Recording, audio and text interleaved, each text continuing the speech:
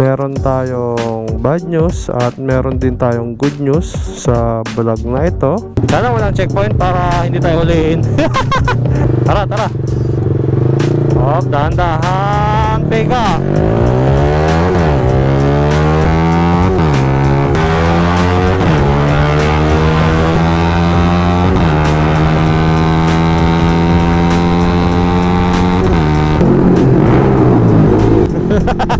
Ang ingay. Naku po, Toyota 86 guys.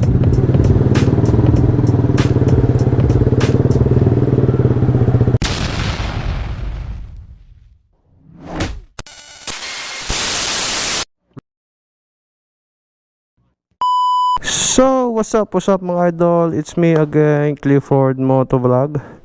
So, quick vlog lang tayo for today's vlog guys. Meron tayong bad news at meron din tayong good news sa vlog na ito. And mamaya ay sasabihin ko sa inyo kung ano yon. So, ngayon, itong R50 na to ay matagal-tagal na din natin tong hindi nagamit. Actually, hindi ko pa nga siya natatapos sa setup eh.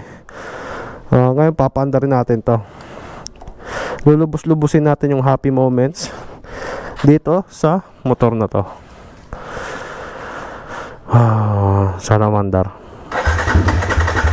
Yun, ayaw na mandar.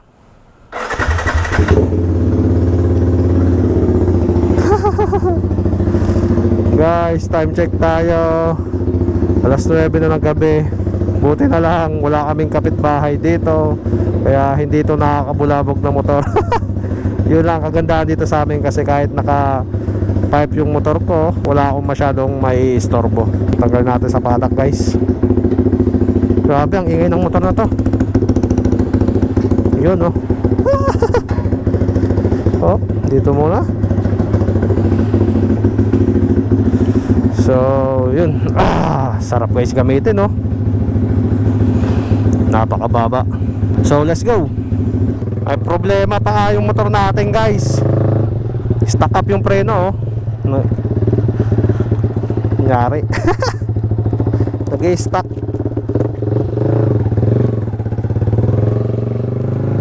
Matagal-tagal din kasi hindi napaandar tong motor na to eh.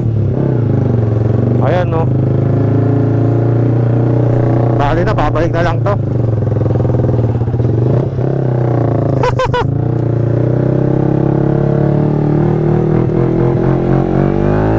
So papagasolina muna tayo kasi empty na rin to guys. Grabe, sobrang ingay ng motor na to. Solid.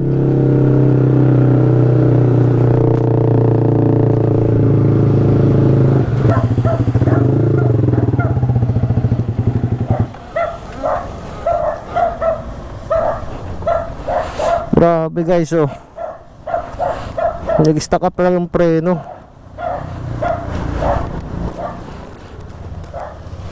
Stuck up preno boss. Stuck up preno.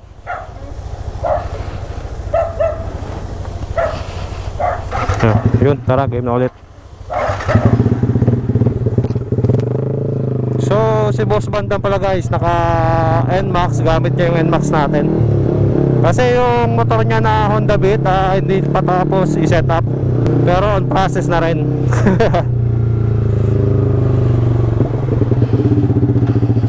Hop, yeah.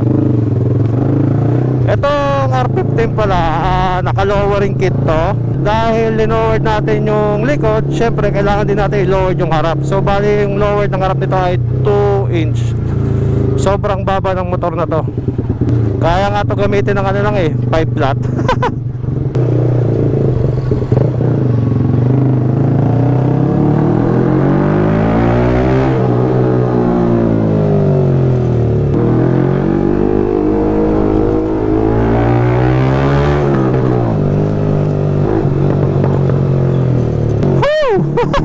Ang ingay, grabe. Medyo hindi na ako sanay sa ganito kaingay ng motor guys. Kasi nga halos lahat na ang ginagamit kong motor medyo tahimik na eh. Ito na lang yung natitira kong motor na napakaingay. Babas muna tayo para ma-enjoy natin tong motor na to.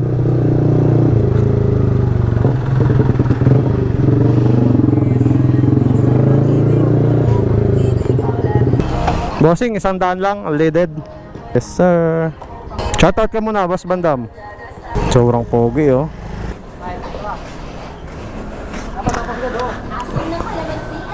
Yun, tara, bante tayo mga idol. Yung isang nagustuhan ko lang dito sa R50 na to guys, yung suspension din niya. Sobrang ganda. Kasi ilang beses ko na rin to nabiyahin ng Bicol dati nung college ako. Sobrang solid. Hindi rin masakit sa likod yung suspension niya guys.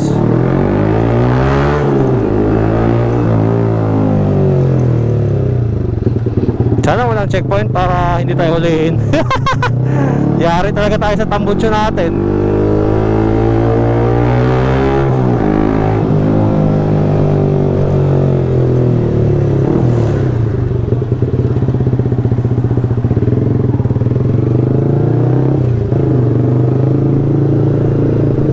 Grabe oh, minor pa lang, sobrang ingay. Bale, ito palang R50 natin ay stock lang to guys. Wala pa akong nagagalaw sa makina or kahit ECU. Kasi yung top speed ko na dito dati ay 151. Grabe, sobrang solid, sobrang lakas ng motor na to kahit all stock. Wala akong masabi. Kaso yun nga, syempre tumatanda na tayo. Masakit na sa likod.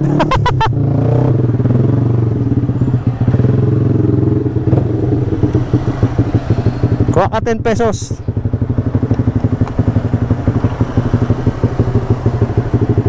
First checkpoint.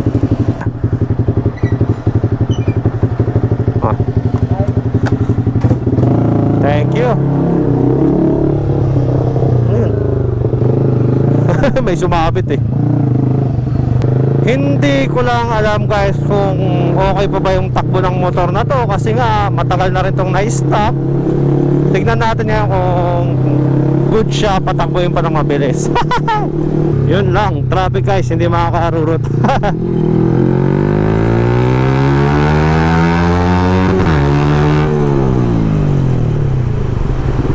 Anyari? Anong meron?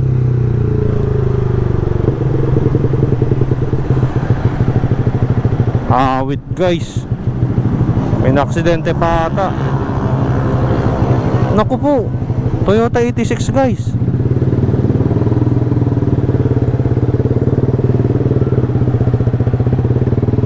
Nangyari, nagbanggaan lahat.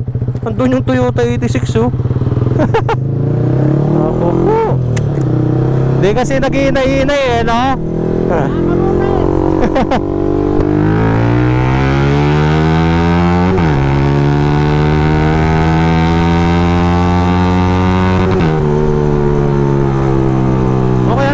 Doon nakasampa yung ano eh, Toyota 86 sa taas. Yung bagong model pa naman yun. Wawa naman. Tapos si ate na parang angkas ng motor.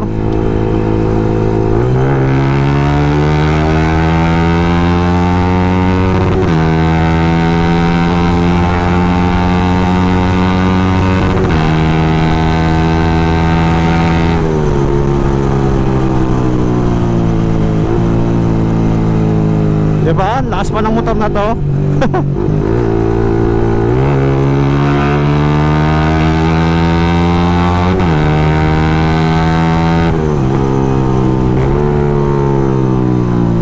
Dapat talaga binalik ko yung ilaw nito guys. Kasi madilim oh. Sobrang dilim. Padaan po. Thank you.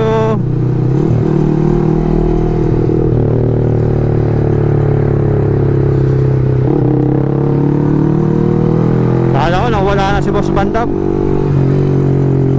Ganda pa ng handling nito guys. So walang kabig. Panis kamote oh si Boss Bandam.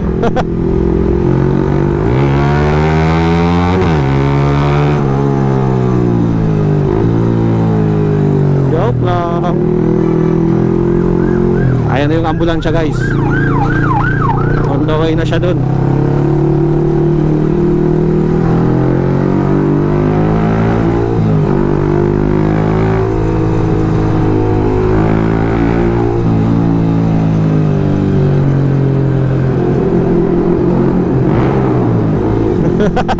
Ang ingay.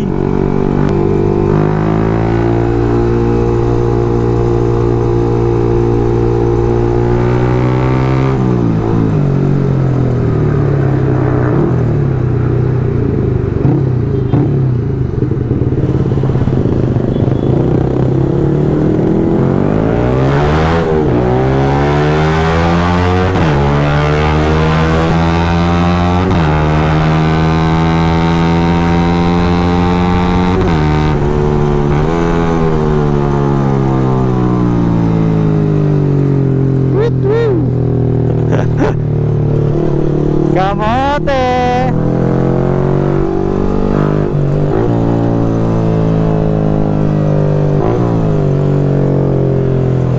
Gilid, gilid.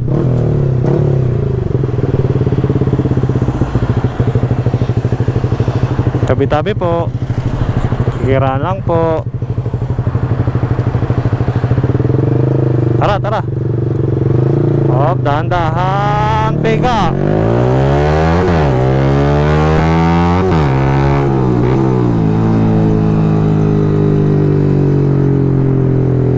So yun na nga guys, sasabihin ko na yung good news and bad news.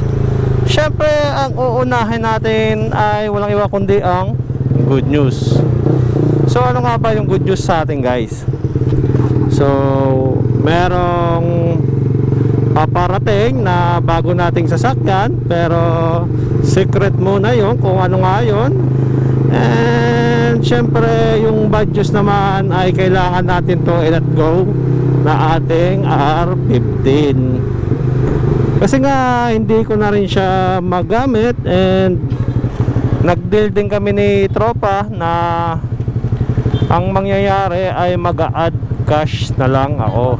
Bale papunta tayo kala Boss Peran ngayon. Actually guys, hindi niya pa nakikita tong unit na to, itong motor na to. Well, nakita niya ito dati, pero nung kulay itim pa. Eh syempre na-repaint na natin to ng kulay puti, kaya maninibago yon. Pero gusto niya talaga mag R15 guys, kasi kamote rin kasi yun eh. Gusto niya magpabilis ng takbo, kaya gusto na rin mag-experience ng sports bike. Ayaw ko sana i-let go tong motor na to, kaso yun nga, hindi ko rin to nagagamit na. And syempre yung ipapalit natin ay mas okay yung guys. Susurprise ko na lang kayo.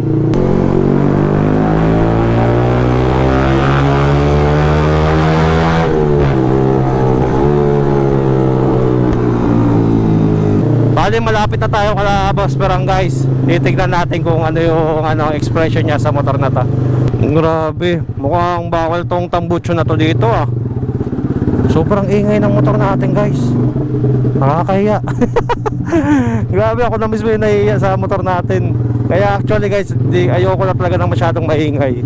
Well, gusto ko rin naman ng maingay, pero gusto ko gamitin pag umaga lang. Pero pag ganitong mga 10 oras na, nakakahiya na guys yung motor. Natatanaw ko na sa Boss Peran, mukhang umiinom ah. Mukhang mapapalaban tayo.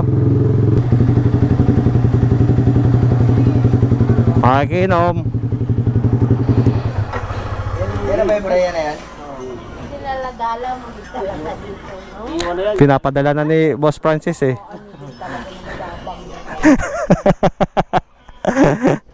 Ha? Oo. Wala pa kasi pang biyahe ko pre, bukas. Wala pa kasi biro yan eh. Ha? Biro. Di na kailangan yan pag ganyang motor, no? Tapos sakay mo, magsasakay ka na sa natin, nakapalda. Yun. Tapos nakayakap. Sarap. Pati ba taga USD gano'n? Tatapat ka lang doon. Try mo na Boss Peran. Yun oh. Nako po, nako po. Excited eh po.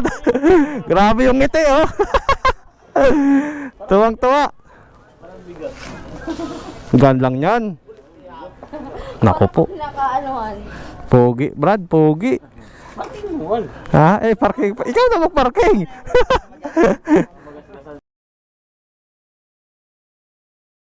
Napasubok na nga sa inom. Uwi na mga idol.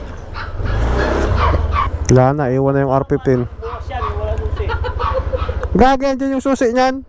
Iniwan ko. Ay, binakata na sila. Sinungaling eh. Hindi, meron yan. Nasa bahay yung duplicate. Isabay ko na lang sa mga ano, ng mga stock parts. Ano kayo, Brad? Thank you. Luway ka mo. Ay, isa.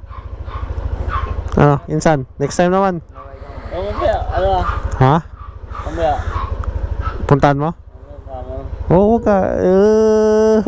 Vlogger yan, vlogger. Shout out, shout out, shout out. Sige na, makata kami. Dalawa yung motor na gamit namin papunta, tapos isa na lang yung gamit namin pabalik. Bale, pinaiwan na ni Boss Paran yung R15 natin kasi nga gustong gusto niya talaga yung motor na yun, guys. Napalaban na rin tayo sa inuman, pero konti lang naman, one battle lang. And yun nga, nakakalungkot lang kasi syempre may iwan na yung R15, pero okay lang kasi kahit pa paano ay makikita pa rin natin yung motor na yon na gamit-gamit ng tropa natin. Sabi ko nga kanina na kung may aalis, may darating, di ba? So soon guys, makikita nyo rin yan kung ano yon. And syempre dahil pauwi na kami, dito ko natatapusin ang ating vlog, mga idol. So thank you for watching Clifford Motovlog.